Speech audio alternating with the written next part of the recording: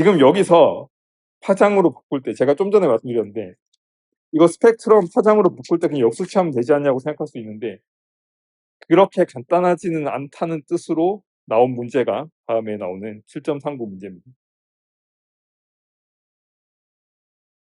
이거를 여기까지는 배운 건데 보통 우리가 뭐 지구과학이든 뭐 다른 데서 파장이 중요하니까 이 파장에 대해서 다시 그려보거나 그럴 수 있죠. 그래서 이거는 지금 에너지랑 주파수, 그러니까 그 에너지랑 프리퀀시는 똑같이 가고 있습니다. 뭐 비례관계니까. 뭐 거기선 더 이상 얘기할 게 없어요. 그냥 제가 지난번에 실수했듯이 이걸 이렇게 쓰든 아니면은 이렇게 뭐 F가 아니라 뉴지만 뉴로 쓰든 간에 플랑크 상수 하나 정도만 차이가 납니다. 얘를 스펙트럼을 이거에 대해서 안 쓰고 이 파장에 대해서 쓰기 시작하면 이거 약간 달라져요. 이거를 위해서 사전 작업 같은 거라고 볼 수 있는데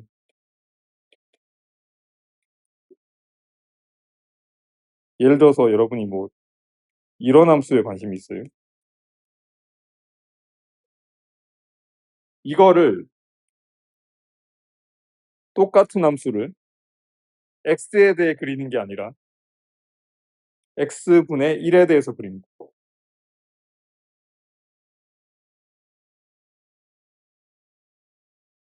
그러면 어떤 일이 발생하냐면 자 여기서 예를 들어서 극단적인 예를 들 텐데 x가 0에서 1 사이에서 뭐 이렇게 움직였다고 쳐볼게요. 이런 식으로 움직입니다. 여기서 지금 0에서 1 사이라는 게 이쪽으로 가면은 뭐에 해당되냐면 1에서 무한대까지 가는 거죠. 그래서 지금 여기서는 왼쪽에서 그냥 우리가 생각하는 x에 대해서 fx를 그렸을 때 요렇게 움직이던 게 요렇게 가면은 이거를 그대로 그린다면은 이렇게 늘어지게 됩니다. 그리고 심지어 0은 표현도 못 해요. 무한대까지 가야 되기 때문에. 그러니까 제가 어떤 걸 전달하고 싶냐면 이게 x랑 x분의 1이 역수관계니까 여러분이 그냥 뭐 분자분모 바꾸면 되고 뭐 되게 쉽다고 생각하는데 이 함수 관계에서 이거 따지기 시작하면 생각보다 이게 복잡합니다. 여기서는 요렇게 비교적 급격하게 증가하는 것 같은 게 이거를 x분의 1을 바꾸는 걸로 하면은 생각보다 되게 완만하다는 인상을 받을 수도 있습니다. 뭐가 진짜냐?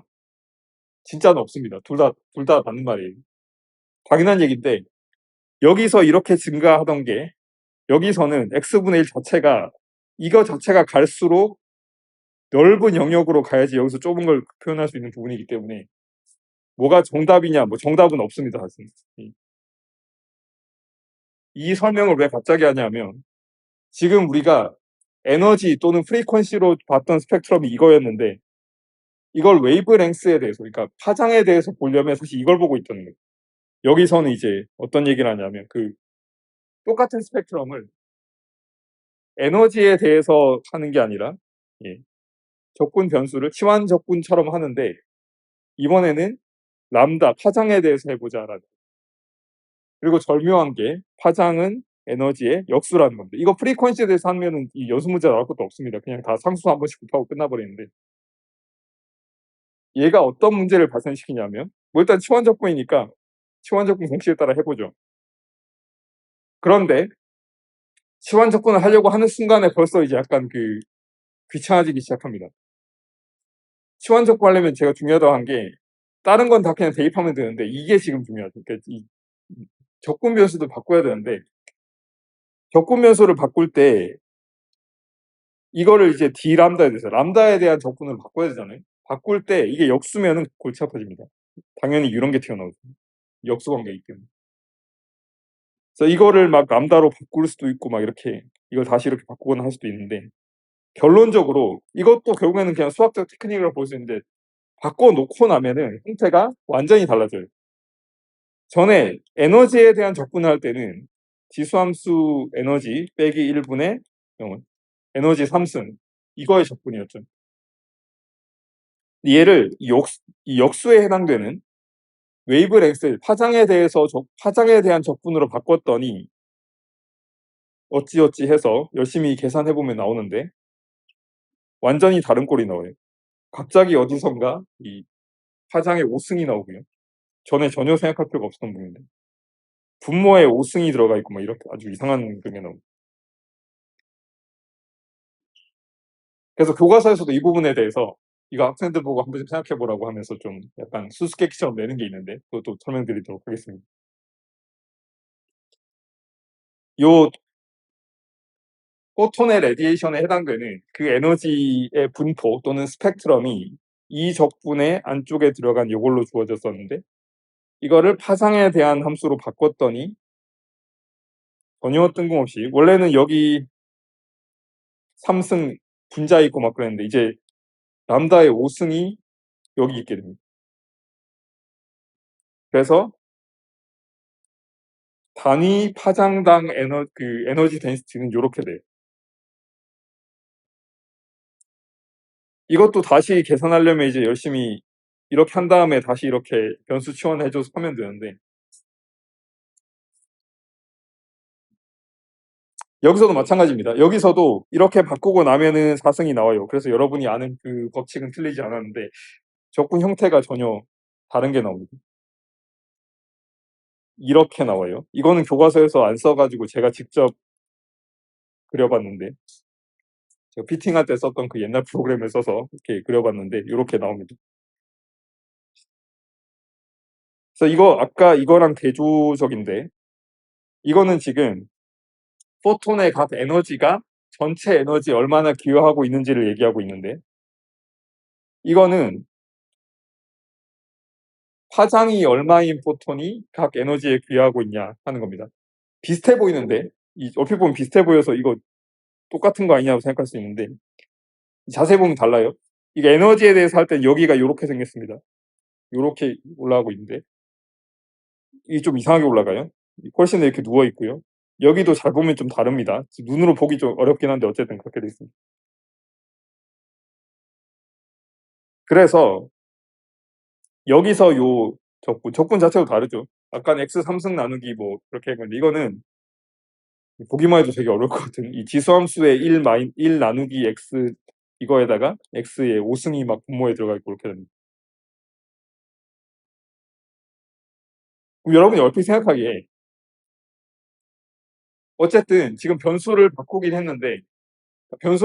했지만 어쨌든 지금 전체 에너지를 각 에너지에 대해서 쪼갰더니 요 에너지에 해당되는 게 제일 포톤이 많다고 했으니까 이거를 파장에 대해서 바꿔도 요 에너지에 해당되는 파장이 있겠죠. 그 에너지에 해당되는 파장에서 피크가 나올 것 같은데 안 그렇다는 겁니다. 되게 이상하다고 볼 수 있어요. 교과서에서도 그래서 연습 문제를 낸 건데 여기서 피크를 계산하면 이것도 역시 이거 풀라고 해서 하면 됩니다.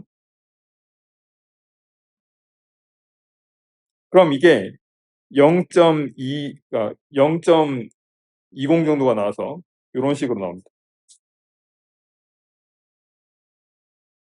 근데 이게 아까 에너지 스펙트럼으로 봤을 때 그 에너지 맥시멈이 되는 걸로부터 이 에너지 맥시멈에 해당되는 파장이 있겠죠. 그 파장을 넣으면 이거는 2.82의 역수니까 0.35 정도가 나와요.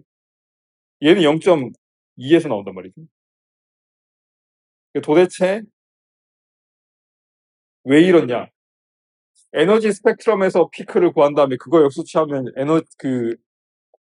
파장으로 구했을 때도 똑같이 그 피크가 돼야 될 것 같은데 왜 그렇지 않냐? 라는 건데 그거를 제가 수학적으로 막 설명하기보다는 뭐 이것도 충분히 수학적이긴 한데 이게 기본적으로는 그렇습니다. 비선형 관계이기 때문에 그래요. 이게 비례하면 당연히 똑같아야 되는데 이게 역수 관계이기 때문에 아주 이상한 일이 벌어지는데 아까 얘기한 거랑 비슷한 얘기입니다. 제가 아까 그 노트에서 새로 쓴 거랑 비슷한 얘기인데 가장 핵심이 뭐냐면 이 확률 분포 얘기할 때 지금 중요한 건 이 양이에요, 사실. 요 확률 밀도 함수가 중요한 게 아니라 우리가 실제로 구하고 싶은 건 어떤 영역을 정한 다음에 그 영역에서 그 에너지를 적분해서 그게 실제 얼마인지 그걸 보는 거죠. 여기 지금 웨이브랭스로 봐도 마찬가지예요. 그러니까 이거는 예를 들어서 뭐 단위가 이상하지 뭐 1줄에 해당되는 포톤이 몇 개가 있냐. 이거는 잘못된 질문입니다. 정확히 1줄에 해당되는 포톤은 없어요. 왜냐하면 그 자체가 확률이 없기 때문에. 거의 메저 제로라고 부르는 거기 때문에. 보통은 어떻게 할 거냐면 1줄부터 1.0001줄 안에 들어가는 포톤이 몇 개냐 이렇게 물어볼 거예요. 그런데 그 1에서 1.001 그러면 1000분의 1만큼에 해당되는 간격이라고 볼 수 있는데 거기서 간격을 제시하는 것과 여기서 웨이브랭스 스페이스에서 1.00 뭐 나노미터에서 1.001 나노미터 하는 거랑 여기서 1000분의 1이라는 단위와 여기서 1000분의 1이라는 단위는 되게 다를 수 있습니다. 왜냐하면 제가 여기 그림으로 그린 게 뭐냐면 에너지가 작은 곳에서는 에너지를 조금 변화시켜도 웨이브랭스가 많이 변해요. 이게 정확히 역수관계 때문이죠. 실제로 그렇죠. 아까 제가 보여드린 것처럼. 이 극적인 예가 이거죠. 제일 짧은 데서는 이게 무한대까지 갈 거예요. 그런데 에너지가 큰 영역에서는 에너지 스페이스에서 많이 바꿔도 여기서는 별로 안 변합니다. 이거 자체가 이제 역수 관계이기 때문에 그렇습니다. 그래서 사실은 지금 전체 에너지 어차피 적분한 건 똑같아야 되고 당연히 똑같아야 되는데 어떤 특정 영역에 대해서 여기서 요만큼을 잡는 것과 여기서 요만큼을 잡는 건 되게 다른 얘기란. 여기서 여기에 해당되는 게 그러니까 지금 제가 뭐 대충 그리자면은 에너지 스페이스에서 저기 앞부분에 해당되는 저게 웨이브랭스 스페이스로 오면 이렇게 길어집니다. 여기 무한대까지 가는 그게 되겠죠. 그런 이유 때문에 이게 여기서의 맥시멈과 그러니까 여기서 맥시멈을 구한 다음에 그 역수 취하면 여기서 맥시멈이 안 된다는 겁니다. 뭐 그렇게 이해하시면 되고요. 사실 바로 와닿지는 않는 개념일 수 있는데 왜냐하면 이거는 확률 통계의 그런 확률 밀도 함수의 그런 개념이 필요하기 때문에 사실은 좀 생각을 많이 해보셔야 되는데 이거는 뭐 더 어려운 개념이라 좀 그렇긴 하지만 뭐랑 같은 얘기가 되냐면 어떤 변수에 대해서 접근하거나 특히 뭐 이거는 아주 적절한 예가 있긴 한데 이게 도움이 될지 오히려 헷갈리게 할지 모르겠는데 이거 흔히 이거랑 비교하잖아요. 이거 이렇게 접근할 때 dx, dy, dz랑 비교하는데 이 똑같이 변수 3개로 돼 있는데 여기서는 dn, d 세타, d 파이로 하면 되는 게 아니라 여기 n 제곱이 붙고 사인 함수까지 붙습니다. 그 이유는 이 변수가 변했기 때문에 적분할 때 그 적분하는 공간에 들어가는 점의 개수가 변하기 때문이에요. 그래서 이런 식으로 변수 변환할 때 여기 추가로 붙여줘야 되는 이거를 자코비안이라고 부르는데 일종의 자코비안입니다. 이 원래는 이렇게 다변수할 때 많이 씁니다. 이게 그 행렬 같은 걸로 정의되기 때문에.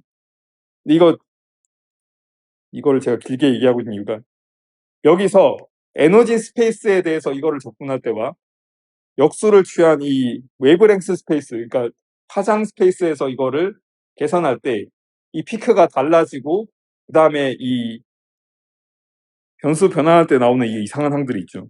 이것도 일종의 그런 자코비안에 된다고 볼 수 있습니다. 하나에 대해서 접근하는 거를 다른 데서 접근하느라 추가적으로 해줘야 되는 그런 보정항이라고 볼 수 있습니다. 이런 개념이 저는 더 중요하다고 생각을 합니다, 사실은.